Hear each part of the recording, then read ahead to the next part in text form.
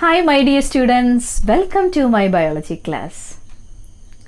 We the human beings take different types of food items. We take carbohydrate rich food, protein rich food and fatty rich food. The food items like meat, egg, milk products and pulses provide us protein. The proteins are complex substances or nutrients or biomacromolecules. They will be digested in the intestine with the help of various enzymes and are finally converted into the simplest form, amino acids. Today we are going to learn about one of the important biomicromolecules. Those are amino acids. So today's topic is amino acids.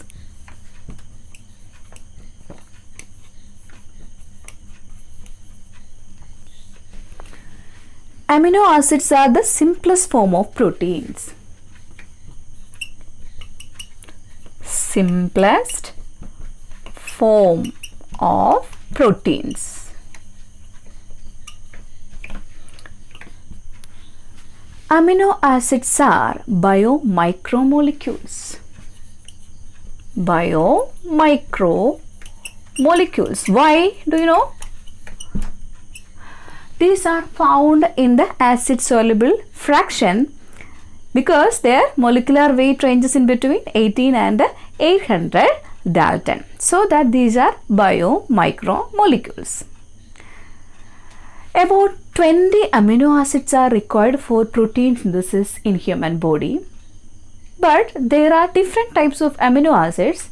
Those are not required for protein synthesis, but they are essential for the formation of certain compounds and also for performing various functions in the human body. So, amino acids are, how many amino acids are required for protein synthesis? 20 amino acids.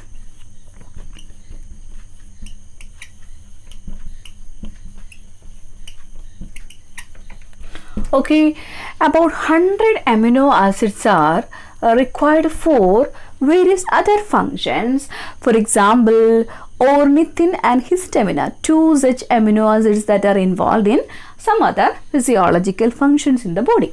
Ornithine, histamine.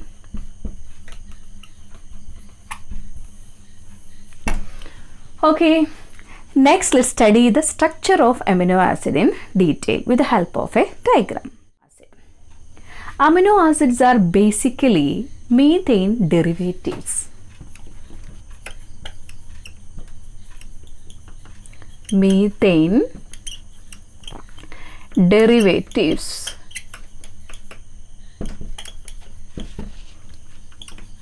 These amino acids are also known as substituted methanes. Substituted methanes. You will get the answer of this substituted methanes after studying the basic structure of the amino acid. An amino acid has an alpha carbon atom. The carbon atom has 4 valencies. Each valency is substituted by a specific compound or a molecule. So, look at the figure. This is the alpha carbon atom, the first carbon atom in which it holds or it carries certain compounds like the basic compounds that are present in the amino acid. So, the amino acid consists of an amino group and a carboxyl group. COOH is a carboxyl group.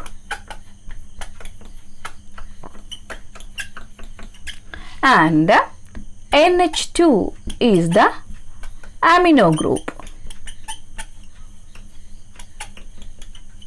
And the third valency is substituted by hydrogen atom.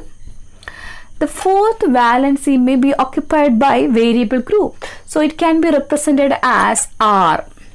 R represents variable group. An amino acid consists of a carboxyl group or acidic group and amino group or NH2 or basic group, and a hydrogen atom, and also a variable group. Variable group means that the side chain can be occupied by any compound. So it may be a lengthy or a short chain of carbon compounds. Okay, why are these known as substituted methanes? As the alpha carbon atom has 4 substituents like one amino group, carboxyl group, variable group, and a hydrogen atom. That's why the amino acids are known as substituted methane. As the substituents are attached with an alpha carbon atom, the amino acids are also known as alpha amino acids.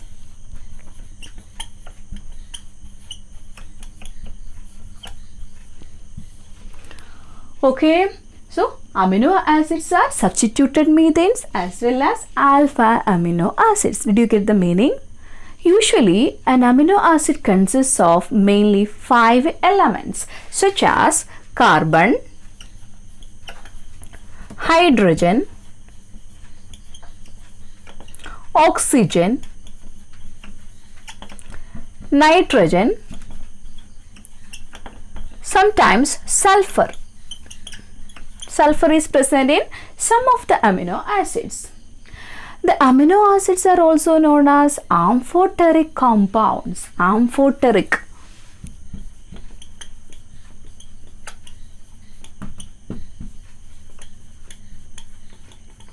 Do you know why? These amino acids can act as both acid and a base. That's why these are known as amphoteric compounds. So these are some common basic features of the amino acid. Next, let's study the classification of amino acid in detail. Now you have understood that an amino acid consists of both carboxyl group and amino group. As an amino acid consists of both these acidic and basic group, they are different in nature. So nature of the amino acids depends upon the number of basic group and acidic group. That means the number of carboxyl group and the amino group. So first classification is based on the number of acidic group or carboxyl group and the amino group.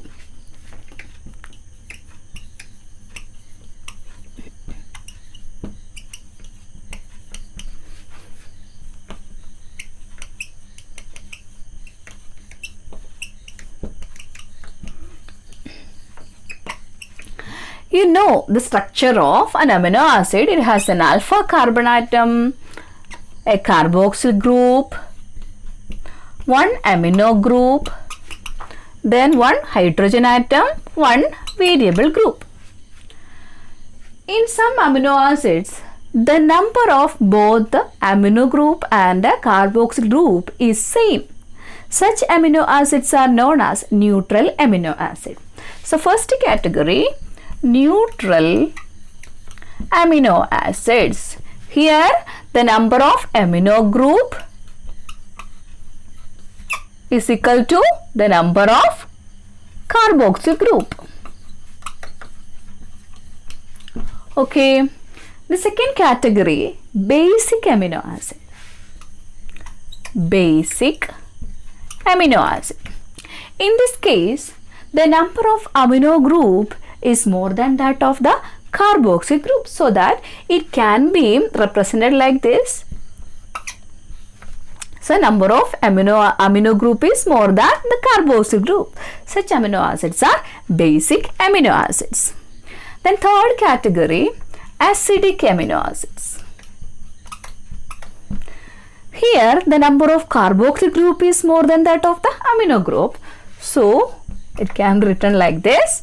Then carboxyl group is more than the number of amino group. So these are the 3 major types of amino acids based on the number of carboxyl group and the amino group. There are certain kinds of amino acids. Those amino acids are known as aromatic amino acids. Second category, aromatic amino acids. These amino acids have aromatic rings. Aromatic rings. Aromatic rings means, for example, benzene rings. Benzene ring and other related rings. Okay. If amino acids consist of aromatic rings, such amino acids are known as aromatic amino acids. Examples of different types of amino acids. First of all, neutral amino acid. Examples are valine, glycine, serine. Examples of basic amino acids, lysine and arginine. Acidic amino acids are aspartic acid and glutamic acid. Then aromatic amino acid examples, tryptophan, phenylalanine, tyrosine, etc. Next classification is based on whether the body can synthesize the amino acids or not. So there are mainly two categories of such amino acids. Those are essential amino acids and non-essential amino acids. So next category, essential amino acids and non-essential amino acids. Okay, based on what? Whether the body can synthesize or not. Essential amino acids are the amino acids that are acquired through the diet.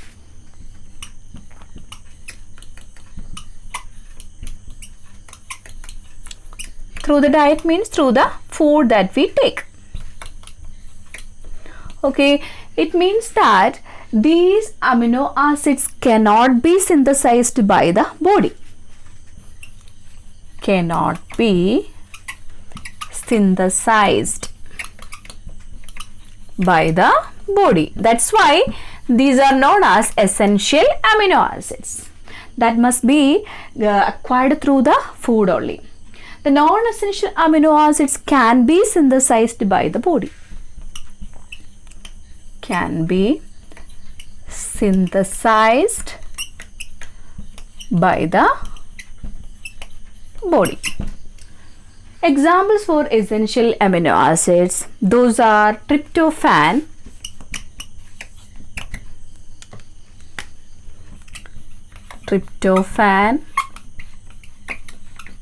methionine, phenylalanine, etc. Non-essential amino acids, example aspartic acid, glutamic acid, aspartic acid, glutamic acid, glycine, serine, etc. The next category is semi-essential amino acids. Semi-essential amino acids are acquired through the diet, but these are present only at a certain period or certain state of the body. These are especially present during the growth and lactation period in human beings. So, semi-essential amino acids acquired through diet. These are present at a lactation period, feeding period, and growth of human body. For example, histidine, arginine, etc. Arginine. These two are basic amino acids. These are two examples of semi-essential amino acids. So now we have understood that amino acids are of three types: essential amino acids, non-essential amino acids. These two are the two major categories. Semi-essential amino acids are present only at particular period in the body during the particular stage like growth and lactation. So this is about the classification of amino acid. Did you get the classification of amino acid? Next, let's familiarize with the structure of some amino acids. First of all, glycine.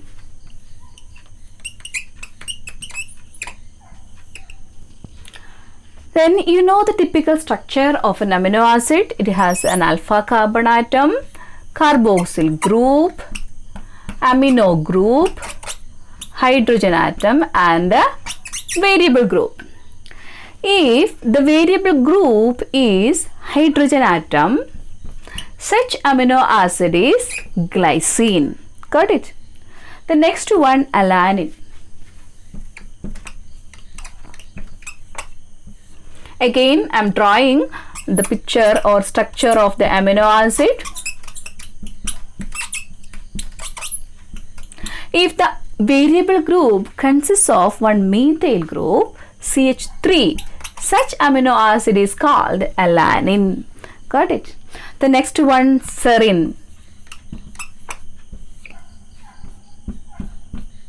Carboxy group, amino group, hydrogen atom, CH2OH. If the variable group is CH2OH, such structure is serine. So now you can look at the different structures of three different amino acids such as glycine, alanine and serine. What did you get from this structure? When the R group, the variable group changes, the name of the amino acid as well as the structure of the amino acid changes. So that different amino acids are formed by the change or the different types of the side chains or compounds that are attached with the fourth valency of the alpha carbon atom. Next, let's understand how is an amino acid connected to the next amino acid in case of protein. We know that proteins are polypeptides. So these are the chains of amino acid. That means one amino acid must be connected with the next amino acid by means of bonds or peptide bonds. The bond that is present in between two amino acids is peptide bond. Now let's study how a peptide bond is formed in between two successive amino acids. So peptide bond.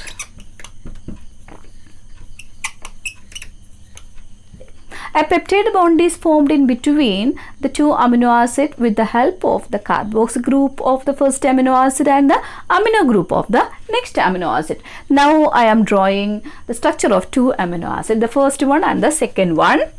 First amino acid with the alpha carbon atom and the carboxy group can be written like this, C double bond OH. Then hydrogen atom, amino group, variable group. This is the first amino acid. The next amino acid can be written like this, NH2, then hydrogen atom, variable group, then COOH, carboxyl group. Here, a specific process takes place in between the carboxy group of the first amino acid and the amino group of the next amino acid. Here, that oxygen and hydrogen from the carboxy group is combined with the hydrogen of the amino acid and form as a water moiety by a process called dehydration. Okay, a water molecule is eliminated from this site, that means from this compound. So it forms as CONH bond. This is known as peptide bond. So suppose this is one amino acid serine, next is glycine, then next one valine. Suppose this is a chain of amino acids, it is connected by means of peptide bond like this. Okay, so it forms as a polypeptide. Many peptide bonds are formed in between different amino acids so that proteins are polypeptides. Proteins are known as polypeptides as they consist of many peptide bonds. Amino acids are the simplest components of the proteins. Did you get it? Next, let's understand the ionizable nature of amino acids. This is one of the most important chemical properties of amino acids. We know that an amino acid consists of both the carboxyl group and the amino group. These two compounds have a specific nature. These can exchange ions, thus they can become as negatively charged as well as the positively charged compound. Now let's understand how an amino acid changes its structure when it is kept in different types of solutions like aqueous solution, acidic solution and a basic solution. First of all, let's understand how the structure of an amino acid changes when it is kept in aqueous solution. So, structure of amino acid: hydrogen, variable group NH2. When it is in aqueous solution means in water. What happens here? Here the amino group and the carboxyl group can exchange the ions, the protons.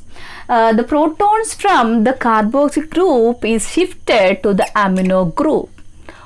Proton is shifted towards what? Towards the amino group, so that the structure changes like this: NH3 plus COO minus variable group and hydrogen atom. Look at this molecule. This amino acid molecule has both a negative charge and positive charge. Such structure of amino acid is known as dipolar ion or sweeter ionic form of an amino acid. Dipolar ion or sweeter ion. So this is the sweeter ionic form of amino acid. As it is a reversible process, the arrow can be given like this. Okay. Then what happens if the sweeter ionic form of amino acid is kept in both acidic and basic solution? Let's understand that. Look at the structure here. The sweeter ionic form of amino acid is like this: COO minus. Then acidic medium. In the acidic medium, the concentration of H plus ion is more. H plus ion. So what happens here? The structure of the carboxyl group changes.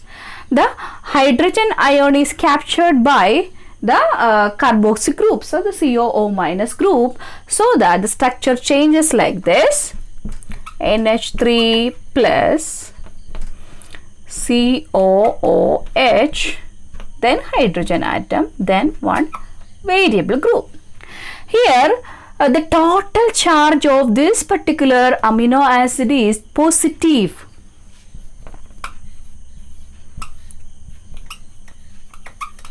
Okay, when it is kept in acidic solution, the charge of the amino acid becomes positive.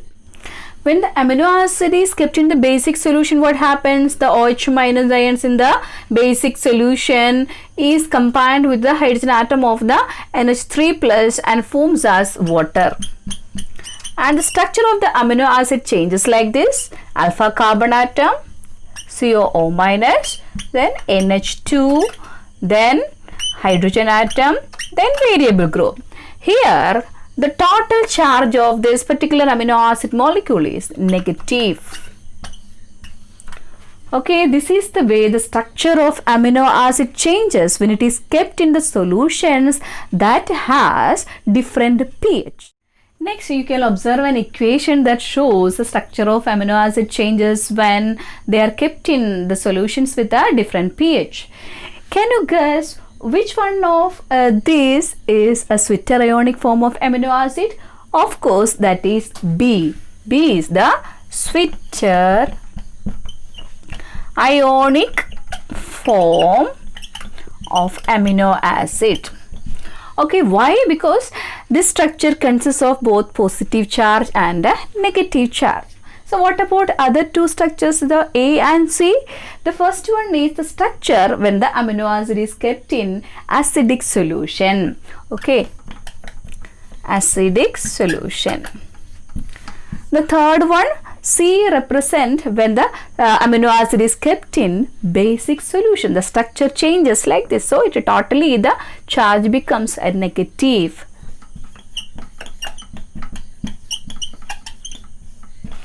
Got it? So Switzer ionic form is the neutral ionic form, because neutral ion, because it consists of the both positive and negative charge. Switzer ion is also known as dipolar ion.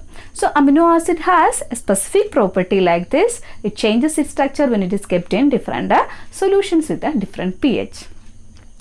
So dear students, today we have learned about the structure of amino acid, its classification, and the most important chemical property of amino acid, that is ionizable nature of amino acid.